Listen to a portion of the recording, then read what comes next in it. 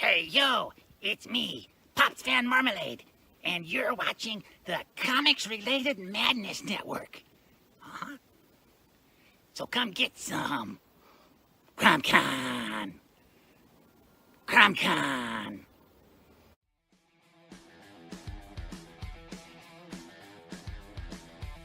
If you're a fan of comic books and comic book conventions, Daytona Beach Comic Con needs to be on your list of must-attend events.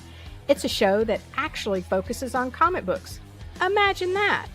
This year's event is happening on Saturday, September the 6th, and Sunday, September the 7th. Silverline creators will be there, so we'll see you at the show. There's a new convention in town, and it's sure to be mega fun without the mega expense. Comics, toys, collectibles, pop culture. ShadowCon, Saturday, February 1st, 2025 in Orlando, Florida. Silverline creators will be there, so we'll see you at the show. If you find yourself in the Orlando area, and let's be honest, doesn't everyone come to Orlando for the House of Mouse? Head over to Coliseum of Comics to get your comic book fix. Be sure to check out their location on East Colonial Drive, where they carry a wide selection of independent comics, including Silverline books. Stop by and don't forget to tell them Silverline sent you.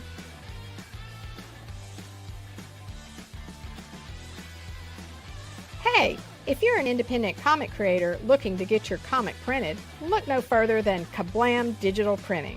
They print our comics and do a fantastic job. They can even print special edition covers.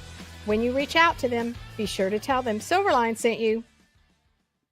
Hi, this is Tim TK, host of That Silverline Show on Tuesday. Join us at 11 p.m. Eastern, 8 p.m. Pacific every Tuesday night as we discuss pop culture and the joys of making comics. Hi, I'm Barb Kilber, co-host of Silverline's Wednesday Wham. Join us each Wednesday nights as we discuss comics, literature, movies, and anything else that may catch our attention. I'm Roland Mann, and I host Silverline's Silver Sunday. Join me every Sunday at 8 p.m. Eastern as we make mine Silverline.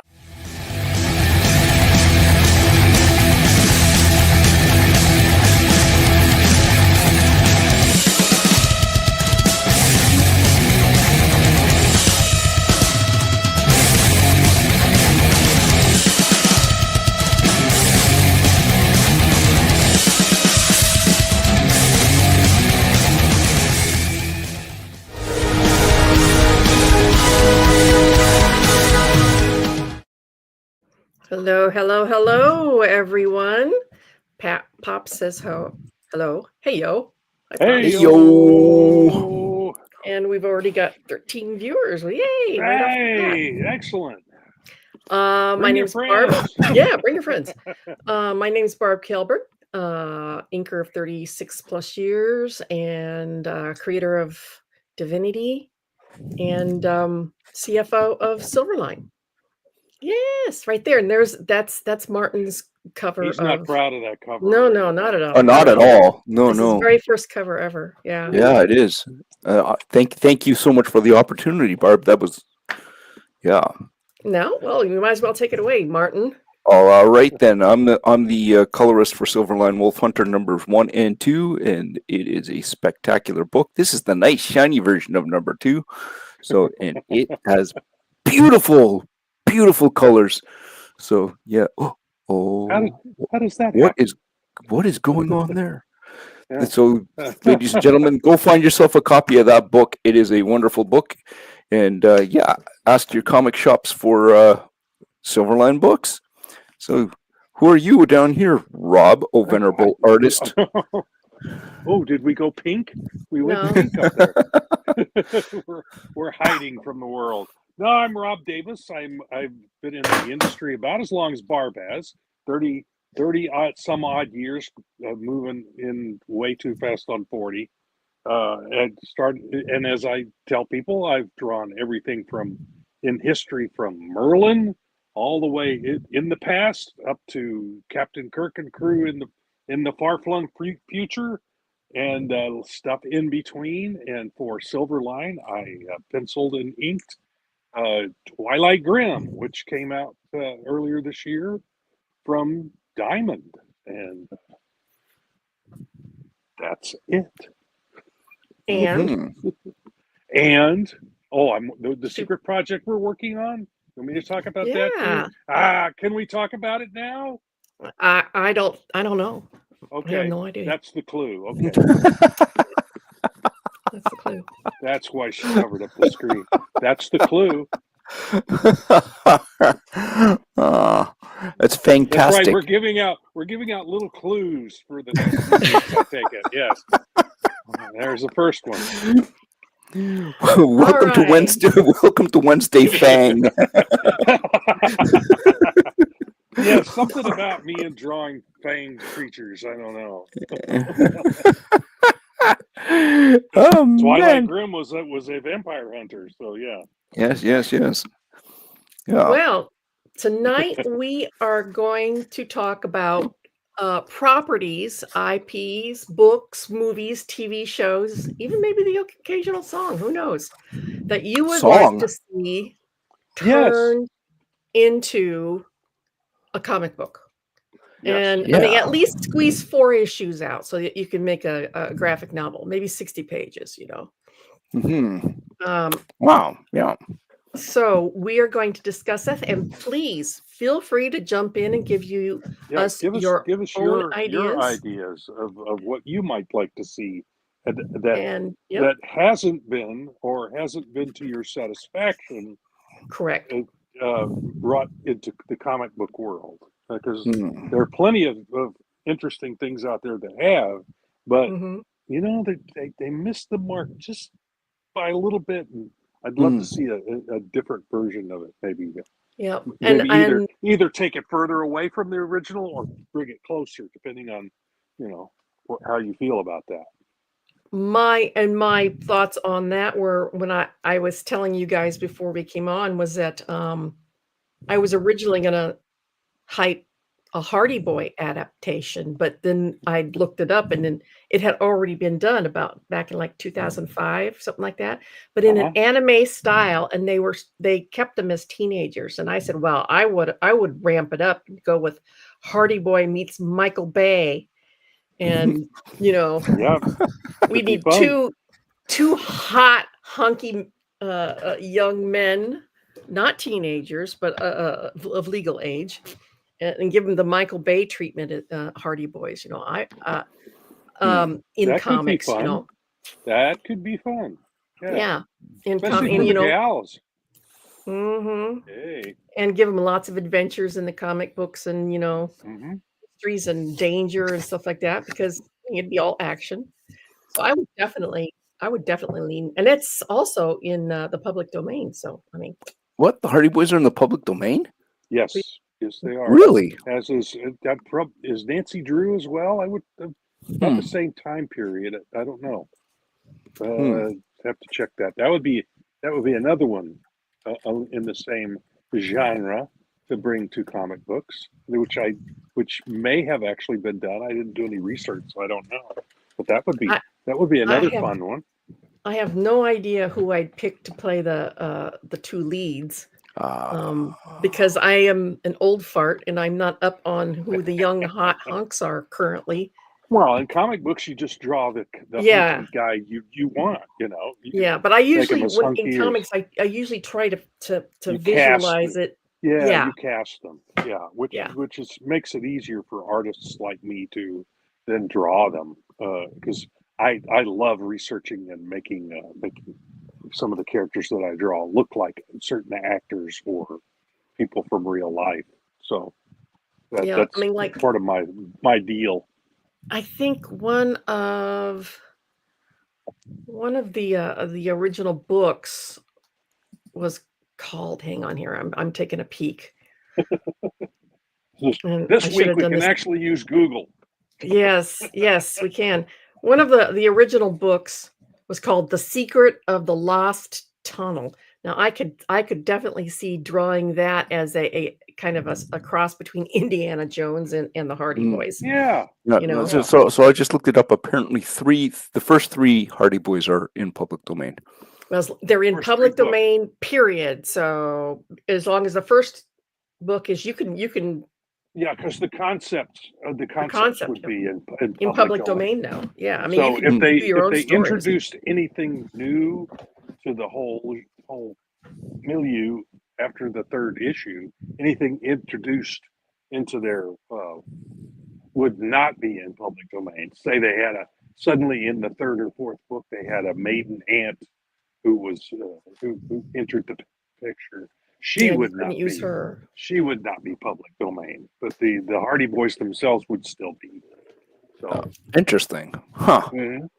Because the Sherlock Holmes books, they just you're the expert on that. recently, just until recently, you couldn't use anything published after 1924. I didn't really stop and think, but yeah, Arthur Conan Doyle wrote stuff well into the 20s. So, and if there were any concepts in those books or stories written after that date, you could not use them in any public domain fashion. In other words, you had to get permission in order to use them. So, good evening, Brian. Hello. All right, so we're talking adaptations of books, TV, movies, or even songs. Or even songs that you could make into comic books and make it at least the length of a graphic novel. Get a good story out of it. Well, for songs, maybe you could go with what's that? The Viking song by Led Zeppelin there. That's one. Yeah, I know which one you're talking about. I can't think something about the land of the rising sun. Okay. Yeah. Isn't that the immigrant song? Immigrant song. Thank you. How would you adapt that then? I have no idea. I'll have to look it up. I think somebody might have. Yeah. What? There is no known widely circulated Led Zeppelin comic featuring the song "Immigrant Song" as primary subject. Then somebody could do it then. Oh, there you go. I could see doing, I'd have to listen to the song and get the words. But yeah, you could probably do something to it, something very Conan-esque or, something like that. That's funny because that's my ringtone on my phone is the Viking song or the immigrant song. Immigrant song, yeah. Yeah, you could write a whole story around that. Make it up. The land of the rising sun, blah, blah, blah, blah. Land of the ice and snow. From the midnight sun where the hot springs blow. The hammer of the gods will drive our ships to new lands to fight the horde, singing and crying, Valhalla, I am coming. On we sweep with threshing oar, our only goal will be the western shore. So yeah, you can come up with. You can do something with the Vikings, yeah. Oh yeah. Sounds like that's very what it's about, yeah. Or Conanish, yeah. Sword and sorcery. Yeah. You could add some sorcery to it. Yeah. Sure. Could be a lot of fun. Yeah, that is actually a really good idea. Yeah, I know they used it in all the Thor movies because it was like, it fits. It was like a done deal type thing, a gimme. Absolutely. Here's one that I am really surprised they have not done a comic of. They've done a movie of it, but they've not done a comic book, and that's World War Z. World War Z? Are you sure? Really? Adapted to comics? That surprises me just a little bit. Yeah, I looked. I didn't find any comics. Just lend itself automatically. Definitely. Yeah. It wouldn't. Walking Dead came from comics to TV. It's it could go the other way. Yep, Walking Dead started as a comic and went to TV, and I'm really surprised that World War Z has not gone to comics. Yeah, that would be like a natural because you could come up with endless stories in that universe. Absolutely. What would you like to see done? Martin, have you come up with anything yet? No. Other than the immigrant song, that was actually pretty good. Yeah, you came up with the immigrant song. I have a favorite science fiction author that I would love to see some of his books brought into comics. Heinlein. Absolutely. I guessed it. Stranger in a Strange Land, I think would make a great comic or movie. I'm surprised nobody's made a movie Hi, Grey Wolf. that I know of. Another one is because it was written in 1966 and was kind of set. It was very hippie-ish, or Jesus freak kind of based, and I could see that whole milieu being kind of updated and examined in today's world through the eyes of today's world. The whole idea behind it is that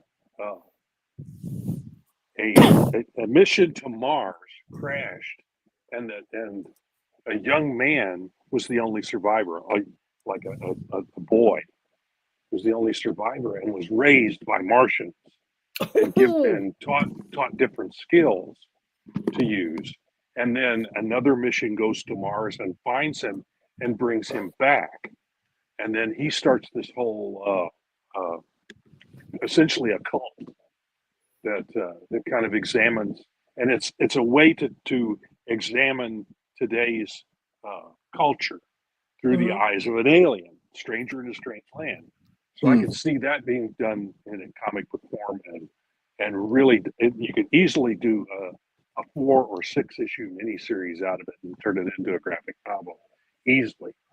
But it could be, if you get a good writer to use it to examine today's culture, could be a really interesting Could be very read. controversial too. Yes, yes. But that's a great concept. I don't know if any of Heinlein's books have made it into comics. Starship Troopers. Oh, well, that's a movie. Yeah, it's a movie, but I think it's also been done in comics, if I remember right. I'm not sure of that. Somebody out there can correct me, but I think it was also done in comic book form sometime back, not too long after the film. Yeah, he's got there's a whole bunch, almost all of his books could lend themselves to being done in comic book form. But my two favorites are Stranger in a Strange Land and The Moon is a Harsh Mistress. And The Moon is a Harsh Mistress delves into essentially AI. I mean, they didn't call it that back then, but it was a computer that on the moon that gained consciousness and helped there was kind of this more or less a fascist regime that ruled the moon and or had taken over, and a rebellion started up, and it was run essentially by this computer that had gained consciousness. It ran the whole rebellion. So you could see how that could be done today. Oh, absolutely. I think that can be easily done today and made into a really interesting, at least that basic concept, and then maybe change it a little for today's. Well, yeah, to update culture. it because now we know what AI is capable of. It would be even more relevant today. Right, but he kind of predicted the whole AI thing and how it became conscious. So yeah, there's another one, and there's some of them that I haven't read. I was doing a little research before, a little while before we started up here tonight, and I saw several other books of his. I went, oh, I haven't read those. I'm going to have to see if I can get a copy and read those, because the concepts in them looked really good too. But I can't. But not having read them, I can't comment on them or even say. But just what I read about them, again, just about anything he wrote could probably make for an interesting movie or comic book, either one. So there you go. Those are interesting. mine. So that actually triggers a thought for me. So Good. Speaking of sci-fi stuff, and that would be we're going to be pushing the envelope on this one, and that would be it's called the Perelandra series by C.S. Lewis, which was a sci-fi allegorical tale, which kind of brings religion and stuff into the mix, and Well, and it's doesn't very, so does the Lion, the Witch, and the Wardrobe. right. Yeah. So it has like really like crazy concepts in it, and that would Hi, that John. series could probably really loan itself if you got like a spectacular artist, because you could take the visuals of the story and then also combine them with the milieu of the religious and make these like really fascinating imageries out of what he's describing there, and then and actually visually presenting his story might make more sense of it than his books, because his books are like you have to really like read them and like think about what he's writing, because he's like explaining stuff in a That's the kind of writer he was. Yes. yeah. So those books, I read them when I was like maybe like 12 or 13, maybe 14, and they were probably over my head at that point. But yeah, I think those could be an interesting one. Now, the other book that could be an interesting one is also in his oeuvre, which is That Hideous Strength, which ends up it caps off with going into the basement, and there's this disembodied head that is now becoming like a god, and so it'd be kind of on the level of something like Alan Moore might write, right? So those books might be an interesting thing to adapt into comics. I don't think I've ever seen a C.S. Lewis book. I mean, there's the Chronicles of Narnia have been adapted into comics or a graphic novel, but I don't know if his other stuff has been It's more obscure ever touched. stuff, yeah. But Josh, that said, it's more dense. So we are talking about books, novels, TV shows, or movies, or even songs that could be adapted into comic books, or stuff that's been adapted but wasn't really your cup of tea. You do it better. So if you have any ideas, if anybody has any ideas of their own, jump in. So we've touched on a couple of sci-fi series here now, Barb. What's popping into your mind as to something that might be The grabbed out? Belgariad. The Belgariad is a 5-book series written by David Eddings, and I mean it's too long for me to go into, so I'll just read you what it's about. It's about the recovery of the orb of Aldur and coming of age of Garion. This is the typical chosen one type of hero's storyline. journey. The hero, like Joseph Campbell. He's an orphan farm boy, and he's accompanied by his aunt Polgara and her father Belgrath, his grandfather, who he discovers has been around for thousands of years. They're sorcerers, and this is a coming of age story. And along the way, he finds out that his job is to save the universe.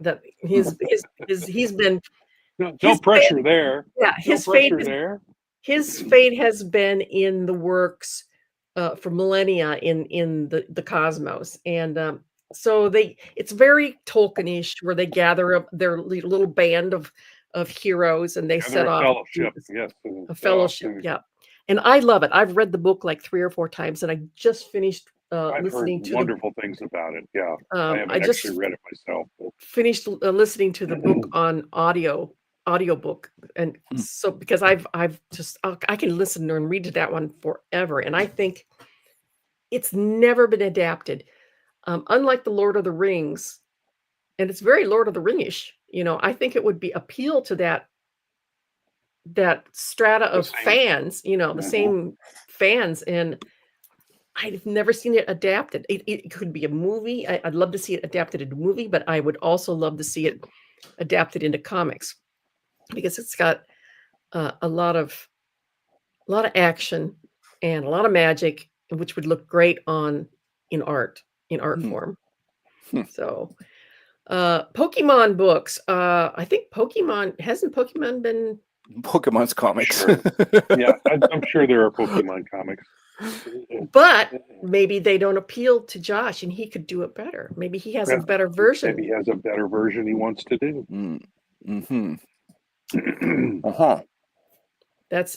I mean, my grandson would read it, whatever you wrote. As long as it's Pokemon, he'd be all over that. Like, is he Pokemon fan? Oh, very God, good. yes. Okay, fanatic. How about, what would your opinion be? I mean, we've seen it done in the movies, but I hated the ending And then if I were to adapt this, I would change the ending. How would you do the War of the Worlds? It's in the public domain. You can do whatever you wanted with it. It had a lame ending. It just kind of went. Yeah, they just kind of. Yep, petered And- out. I don't think I've ever actually read the books, so I wouldn't even know. Never seen the movie either. So I'm trying to think if I've actually Okay. read the book.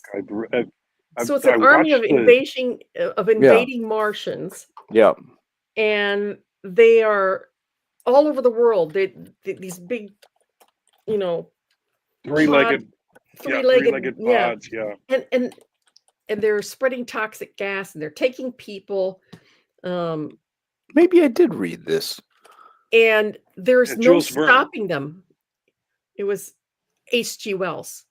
H.G. I'm Wells. sorry. Yeah. Yes, you're right.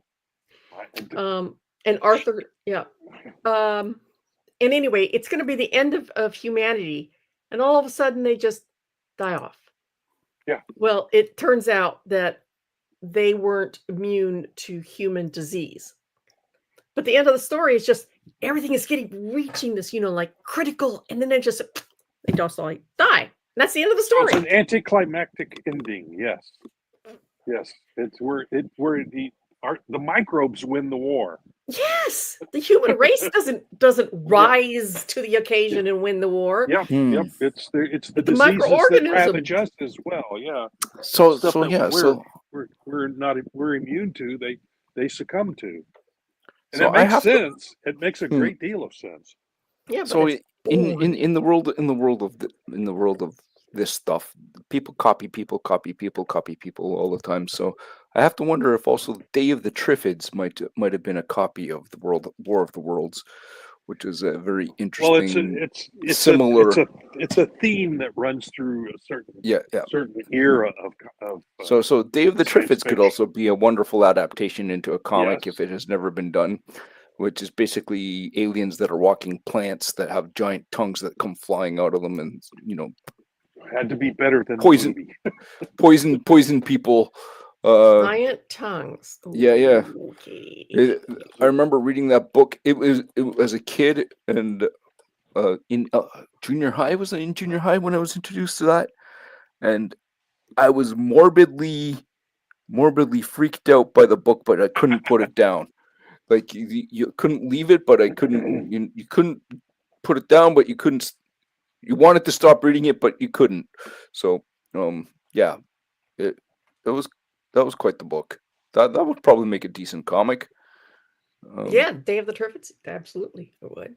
I mean, any of this stuff in the public domain, you can either keep it in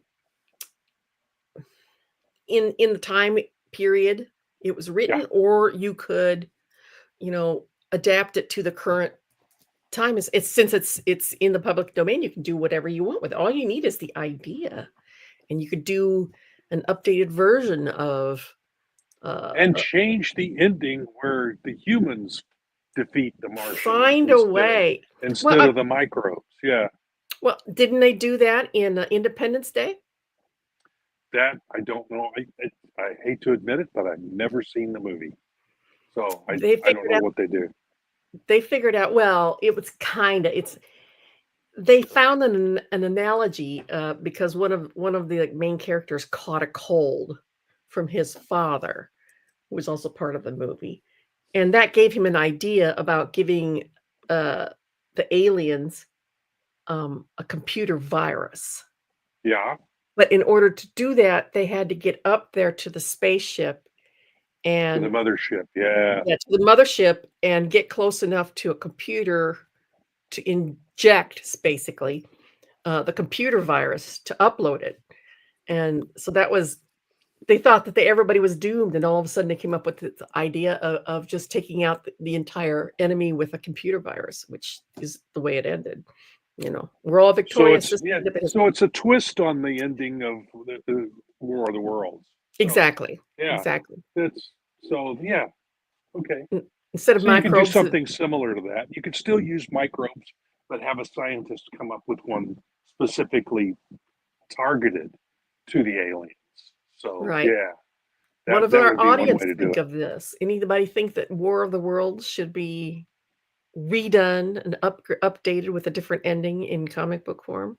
Because it's part of the public domain. You could do it. Just saying. And we touched on another one before we came on the air, Gulliver's Travels. How would you upgrade that?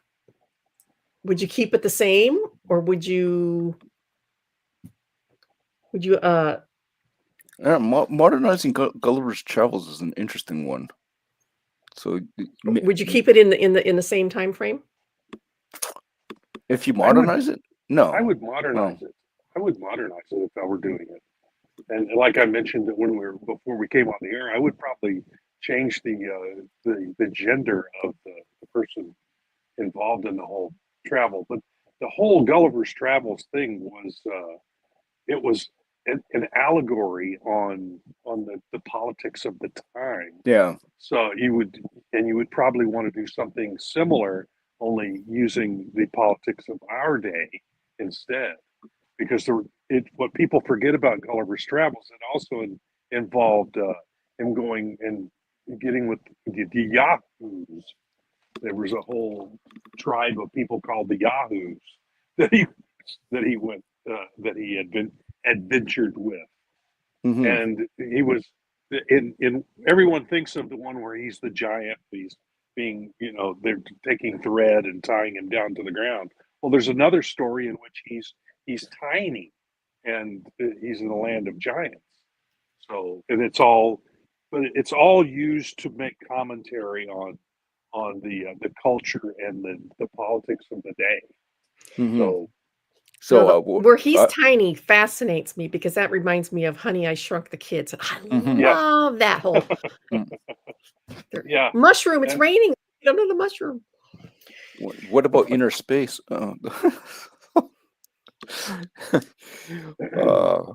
Did you guys know that movie? No, Inner Space. Inner Space? No. No. Fantastic Voyage.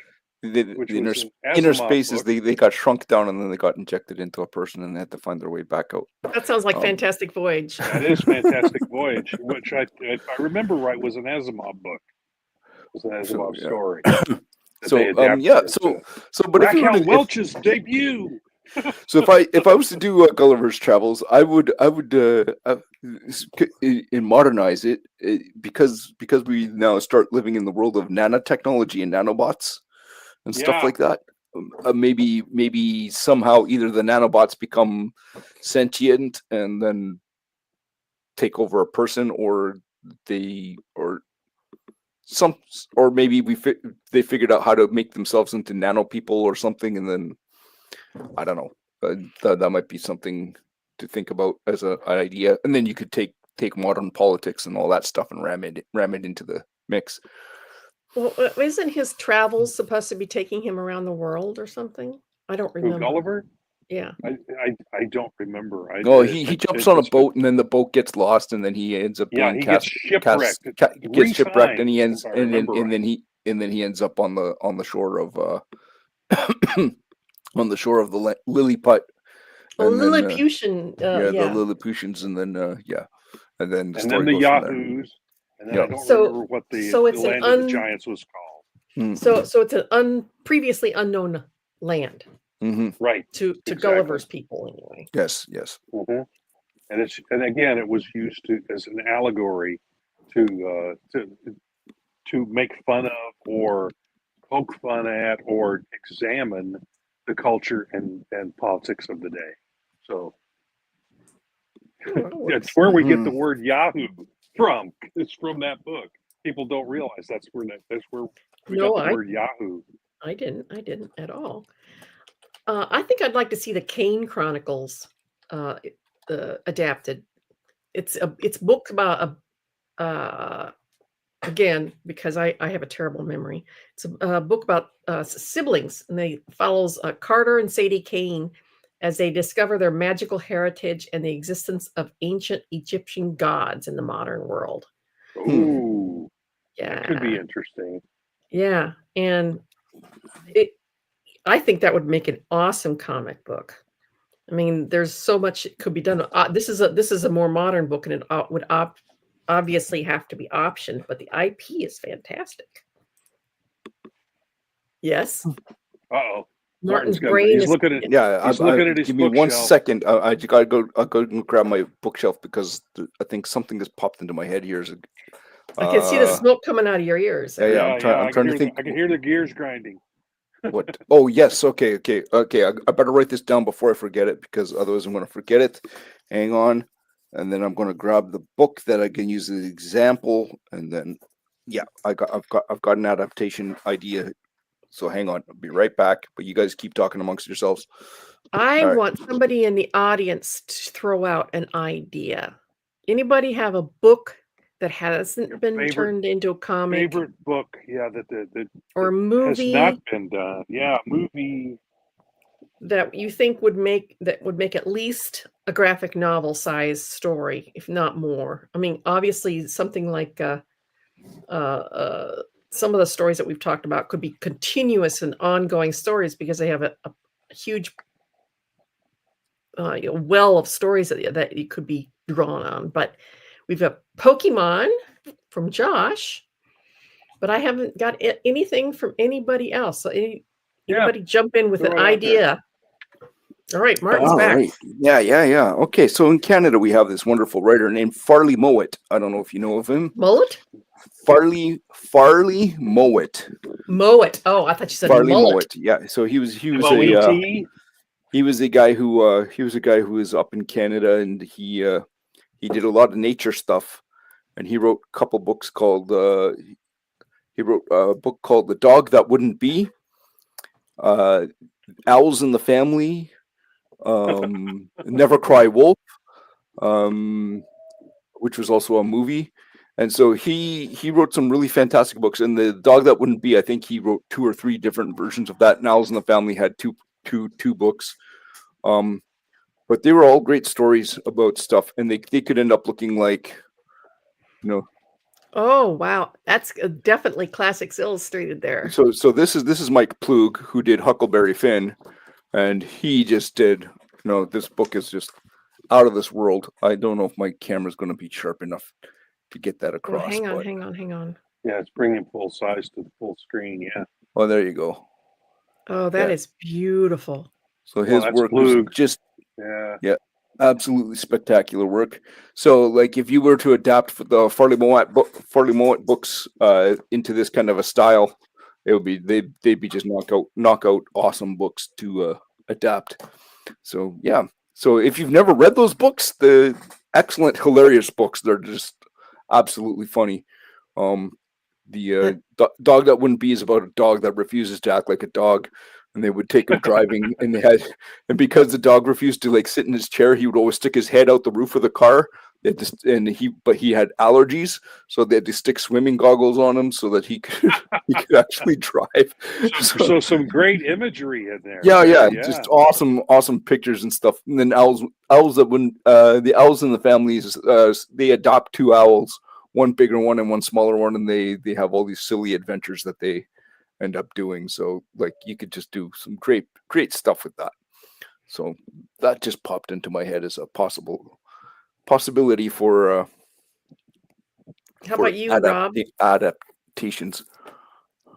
I mean, well, coming up with the Heinlein books was just pretty much my but yeah, because those are the kinds of things I'd like to see that as far as I know had never been adapted even into movies, some of them, but especially Stranger in a Strange Land.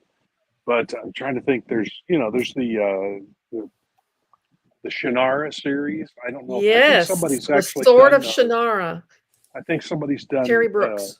A little bit. His Terry Brooks, that series. There's several book series that I've read over the Prydain Chronicles. Thomas Covenant. I don't know if you know those by I know what they Donaldson, I think is the writer's name, and they're fantasy, like J.R.R. Tolkien type. Mm-hmm. So is the Prydain Chronicles. Oh. Yeah, the Chronicles of Thomas Covenant.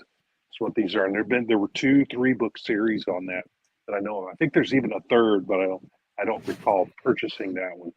But that might be an interesting one to come into comics. Just those kinds of things, I think, would lend themselves well to the visual medium of comic book.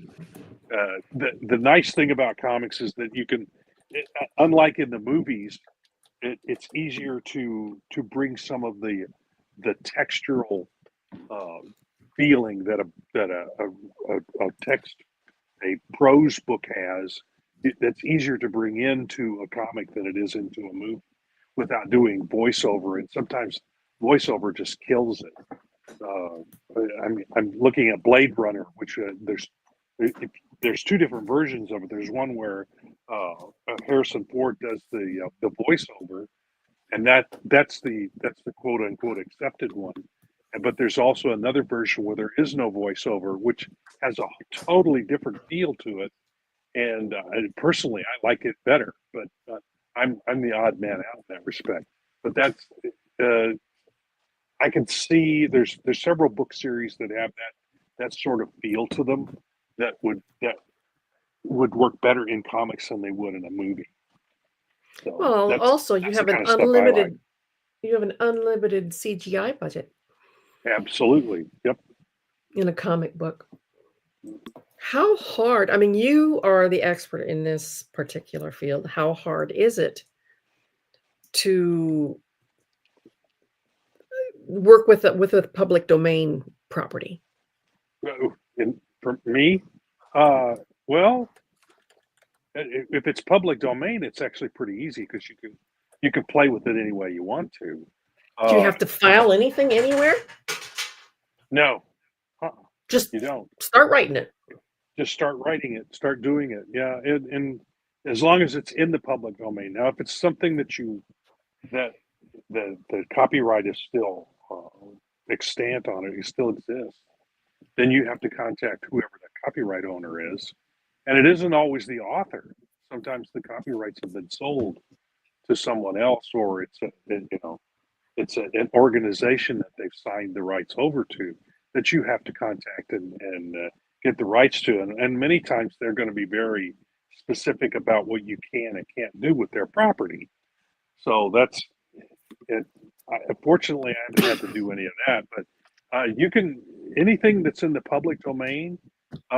In fact, you can take the actual stories and adapt them or reprint them as they are, or you can take elements from it and then change it and move it around. I mean, look at all the Sherlock Holmes stuff that's being done now.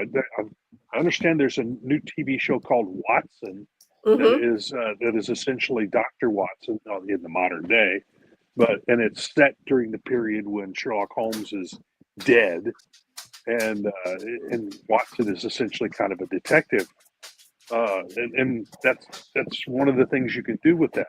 There's the TV show House that was essentially an adaptation of Sherlock Holmes.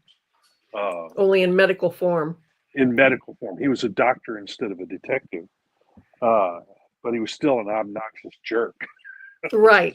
Right. So, and I think which Holmes was. If you really read the books carefully, he was kind of a jerk. He was very arrogant. Very arrogant and very jerkish. So yeah. But, he had a very, very high opinion of himself. Definitely. But yeah, you can, anything that's in the public domain, you can kind of twist it and turn it in any old way you want. Now, sometimes that works well and others it doesn't. It's like that movie, the Winnie the Pooh movie. As soon as that went into public domain, the one where Pooh and all the other animals in the 100-acre wood were mad at Christopher Robin and were going to go do nasty things to him. I don't remember what the name of that movie is, and I don't want to. But that's they really kind of twisted that into an ugly shape. But in my opinion, I mean, other people may have loved it. I didn't care, even for the concept. Didn't appeal to me, so I didn't even see the movie. But you can do all sorts of things like that with the public domain. Journey to the Center of the Earth. Yeah, I think Yes, that's already been done as a comic. it has been done. There's But been the thing a is, it number has endless possibilities. Yep, absolutely. it does. Yeah. There's Edgar Rice Burroughs, the creator of Tarzan, and John Mhm. Carter also did a series of inner Earth stories.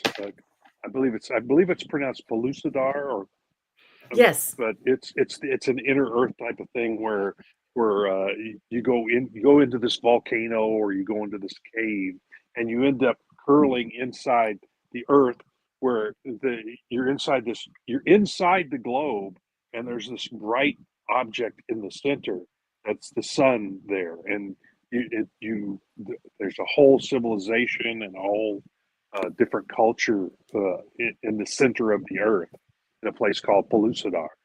So he did a series of books on that as well. One of them even involved Tarzan in it. So, but yeah, And that could be a really interesting comic book as well, or TV series even. And it's not like something similar hasn't shown up in comic books. I mean, The Lost Absolutely. Land, Khazar, was it And Marvel's version of Warlord, The Lost? Warlord, Yeah, Warlord. from Yeah. DC, is kind of based on the same theory. So That was one of the yeah. very first comic books that I got hooked on. And I know that you guys have heard Warlord? this before, but there's a lot of people in the chat who have not heard my story. A 14-year-old worked at Rexall's. One of my jobs was to take the comics off the spinner rack. And here's this guy with long white hair and the little goatee there, running around with a helmet and nothing else on but a skull codpiece. I mean, come on. A 14-year-old girl's wet dream. Come on. I always loved that book. Yeah. But it was you're right. Well drawn, well written. Well drawn, well written. Mike Grell. Yep. Grell. Yep. One of the great geniuses of that era of comics. But definitely that was a spin on the Lost World. Exactly. The Lost World theory, which is, I mean, like I said, it's been done in several different versions, not exactly being called Journey. Oh, excuse me. Journey to the Center of the Earth, but there's been like the Lost World and several other versions of it. But the reason why people keep going back to it is because there are so many good stories that you could tell. Yeah, there's even Arthur Conan Doyle wrote a book about it with one of his lesser known characters, Professor Challenger, goes with a group into the center of the Earth. What? You weren't aware of this, were you? No. You weren't aware of this. I believe it's called The Lost World is the name of the book. I've heard of the book, The Lost World, but I didn't know what was in it. It's Arthur Conan Doyle, and it's this character called Professor Challenger, and he mounts this expedition to, I believe it's in the Arctic, and they go and they find this entrance to this world inside the Earth. And I haven't read the book, to be honest, but I know the concept. But that's the whole deal, because when I first read I was reading through the Tarzan books and came to the one where he went into the center of the Earth, and I went, oh, that's an interesting concept, and then found out that there were other books like that, and that was one of them. I didn't end up reading it, but it was an interesting concept. So even Skull Island from King Kong is basically a lost world, more or less. Yeah. Yeah, and hidden it's by fog, hidden or whatever. by this misty fog around it, so you can't. Plus, if I remember the conceit, also compasses didn't work in the area. There was something about the area where it threw all the compasses off, and because there was so much mist, you couldn't use a sextant to find out where you were. Yeah, it's like a devil's triangle. Yeah, sort of exactly, thing. Exactly. And yeah, that's, and you wouldn't even have to deal with Kong, just deal with all the dinosaurs and stuff that were on the island. So yeah, that could make a whole series as well. How about Absolutely. you, Speaking of dinosaurs, there's another Jurassic Dinosaurs. Park movie coming. Like we need Scarlett another- Johansson. Like we need. That's yeah. right. I read about that. I saw Mm. I saw the trailer for that. So did I. Yeah, we Well- went to see. Speaking of movies and stuff like that, we went to see Thunderbolts yesterday. How Lot of fun. is it? Good. Good. Mhm. Because Lot of- I'm Well, give me she an says it's opportunity lots of to fun. So Yep. talk my wife into going to see it because it looks kind of fun. It is. I am getting more and more. We're off on a tangent here now. I'm That's getting okay. more and more interested in the Fantastic Four movie from the trailers and some of the concepts I'm seeing from what it's about, and I'm going, yeah, hey, this might work. Yeah, Yeah, it takes them it- back to the work. 60s. Yeah, and in an alternate universe. Hmm. It's obviously an alternate universe, and Well, it- here's my hint to you then. Stay, if you go to see Thunderbolts, stay to the very, very end. is there Oh. more than one? Yeah, there's just a little blurby type thing in the middle, and it's a it's not much, Yeah. but We all learned that you must stay to the very Yeah. end of every Marvel but movie. there is a You might miss long something. Easter egg at the very end after the credits roll. Stay for it. Interesting. Okay. All right. Yeah, and wisely she didn't give it away. Well, Mm. I'm not going to Yeah, spoil you guys' fun. that's part of the fun of the Marvel movies. I thought when they started throwing that concept in. But to you get will people- notice that I mentioned it after you brought up the other subject. Hmm. So yeah, Fantastic Four movie. So yeah, I kind of figure it's probably some sort of tie-in. yeah, they should We they should we'll adapt the have to Fantastic see Four now. into a comic.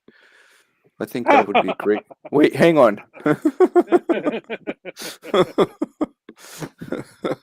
Well, Oh, dear. here's what I would like to see is going the other direction. Just for a second, is Okay. Challengers of the Unknown, the Kirby book at DC, which was kind of the precursor for the Fantastic Four.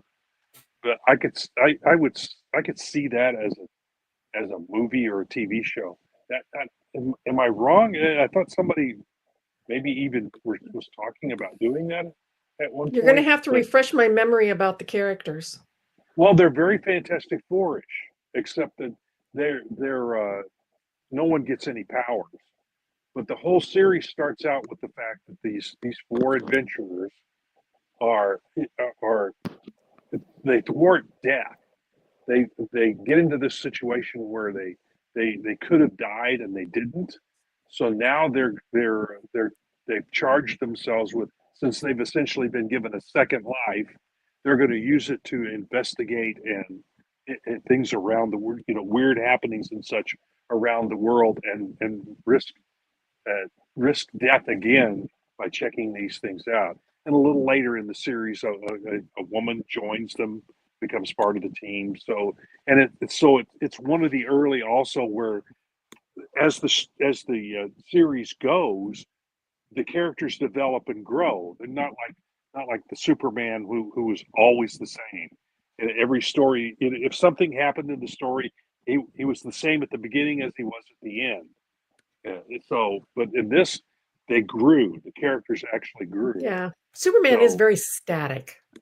Well, yeah, and most comics and comic strips were like that. The characters didn't, unlike the Gasoline Alley, which is a comic strip, is about the only one I know where the characters grow old and pass away, and the younger generation comes in and they grow older. So it actually is much more realistic than most comic strips. I mean, how many years did Charles Schultz do Peanuts, and they were always still little kids? Yep. So they never got older. So that's why- normal in comics. That's why I like Luann, because even though it's been at a snail's pace, she has grown from, like Mhm. 5th, 6th grade. Now she's in college. Right. It's taken her 30 years to get there, but still, she has moved forward. And Brad's Well, and- married. Now they're talking about having kids, you know. And your cousin Terry Beatty has done that Mhm. with Rex Morgan, where the Rex and June, his nurse, are married.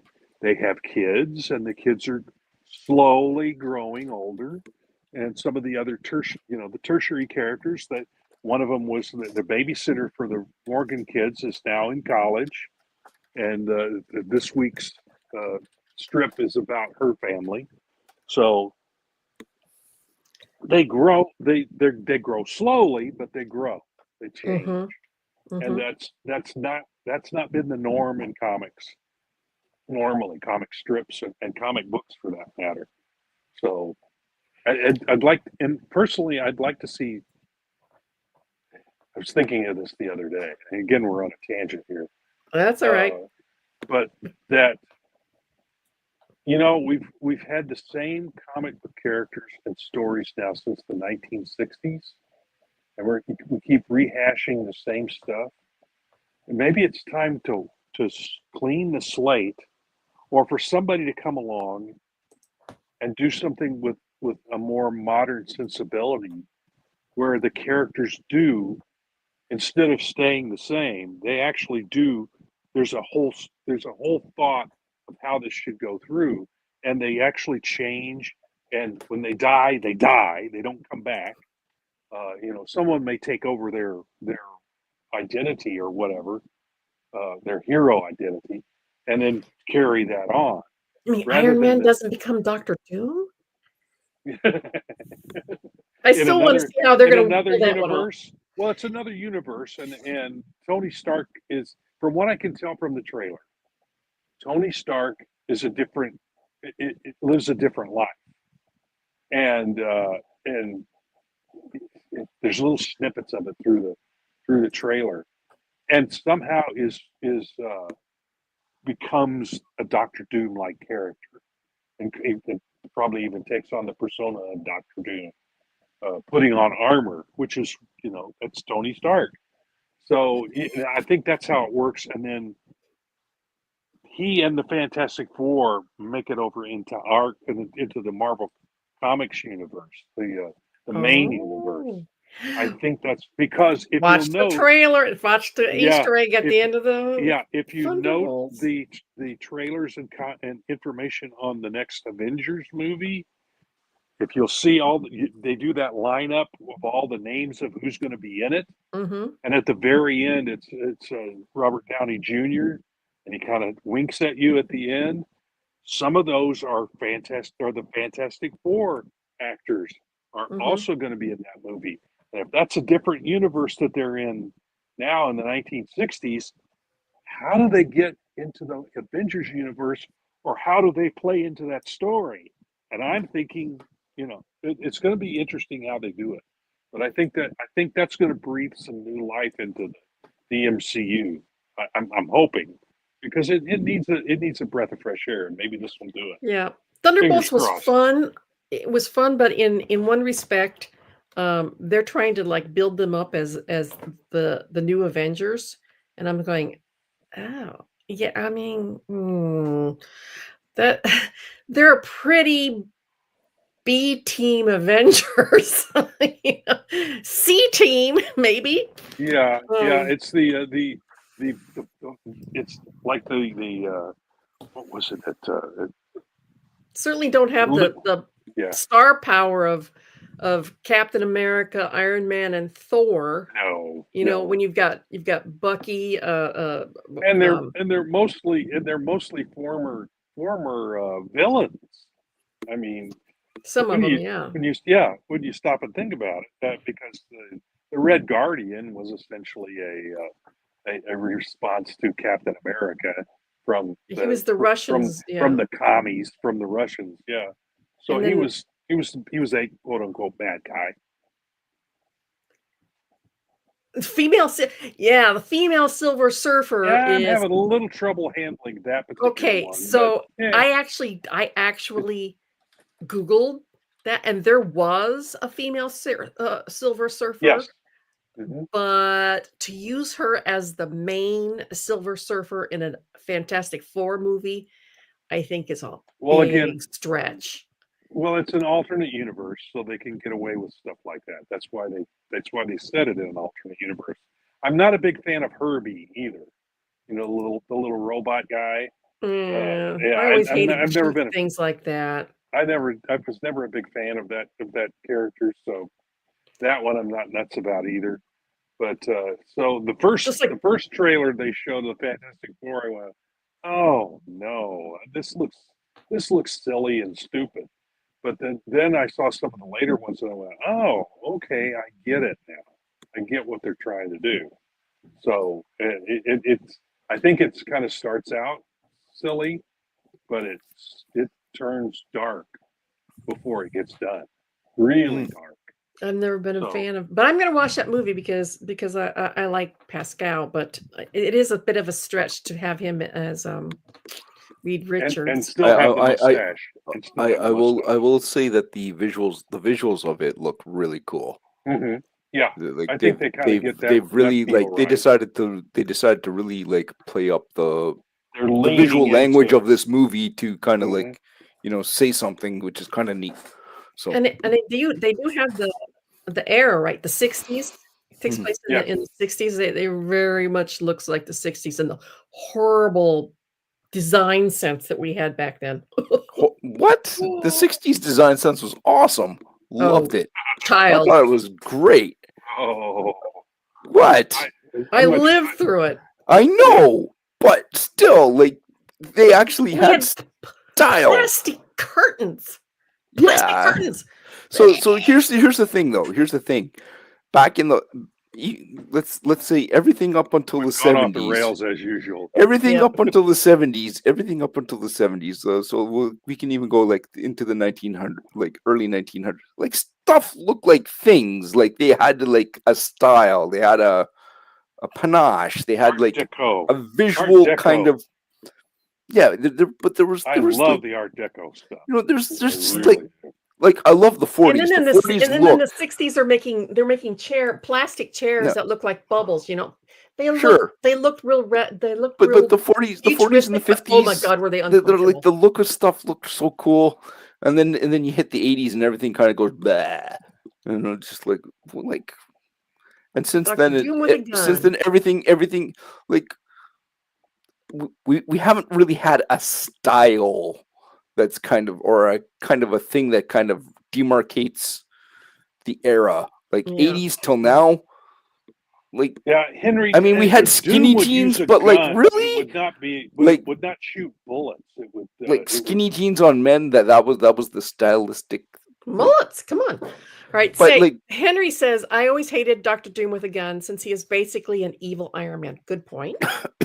I give you that.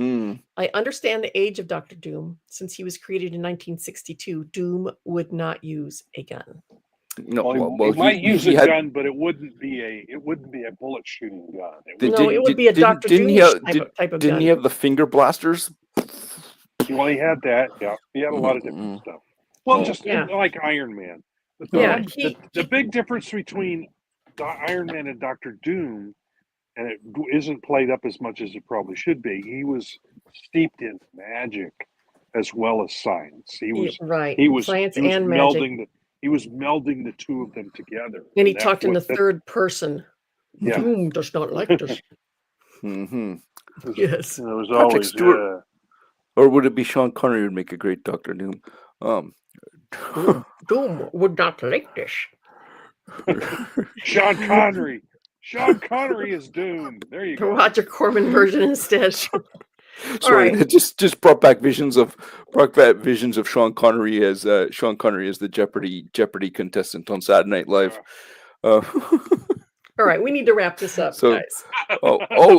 Did we already hit the? I was going to bring up some other adaptations that we could go into, such as war movies, like Force 10 from Navarone and.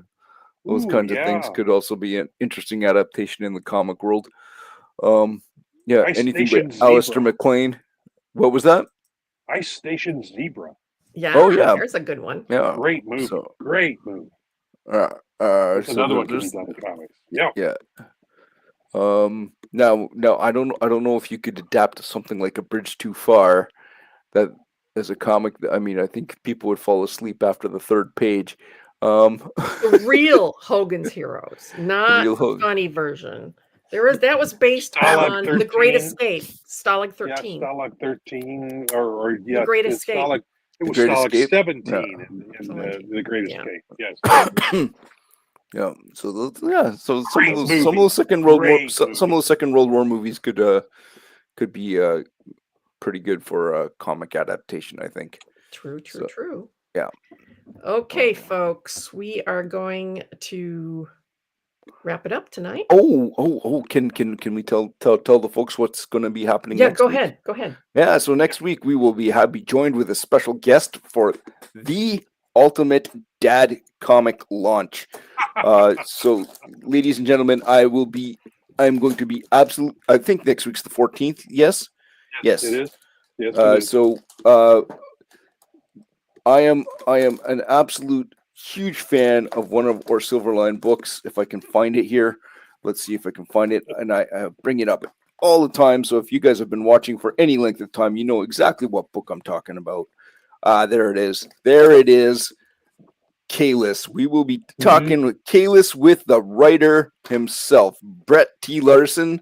I don't know if he has a T in his middle name or not. Brent Larson will be joining us next week, and we are going to talk about his next book that's going to be launching. Yeah, Launching a Kickstarter for it. I think that's what the plan is.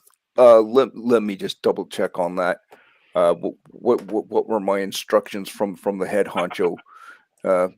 What did Roland tell me? Roland. Fearless leader. Yes. Leader tells us Head honcho, head bottle washer. Head Yes, cooking yes. bottle washer. Did he? We all know who the head Did honcho is. I'm just checking to see if he texted me directly or if. Let me see. What did he do? Yeah. No, he didn't text me directly there. Where? Well, we'll find out by next week. Yes. So, anyways, do join us. We're going to show off some wonderful work from these books. Yeah, Brent used and, to be a regular here. He would come in halfway yeah. through the show and Mhm. visit So, with like us. And this, now he's like- going to come back and visit with us the whole show. We hope. Yeah. So, So, Mhm. especially hang now on. that I we're gotta find. Oh, But yeah, Kalis is an incredible book. Great concept. So Yeah. what is going on here? So yeah, like this book just sucks you right in and like pulls you dragging. And the thing that's really cool about that book is it's actually a dense read. Like you actually get something out of it. It's not just like No light fluff. No fluff in this book. So it's a great book. Anyways, yes. So join us next week, and we're going to promote the snot out of the wonderful book. And I'm going to be more than chuffed to see new artwork and talk about where it is. And I really want to pick his brain. I want to pick his brain because I have a theory about what the book is really about, or what his anchor is, and maybe we will delve into those mysteries next week. So, yeah. All right. As we like to Cool. say at the end of every one of our podcasts, Make mine Silverline.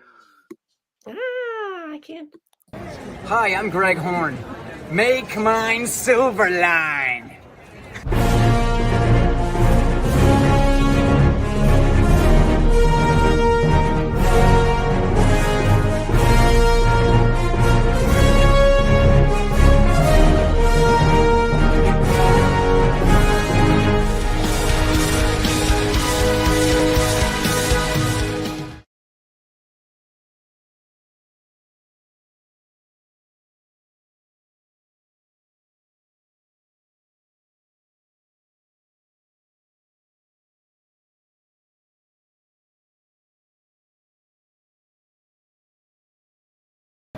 Hi, I'm Greg Horn.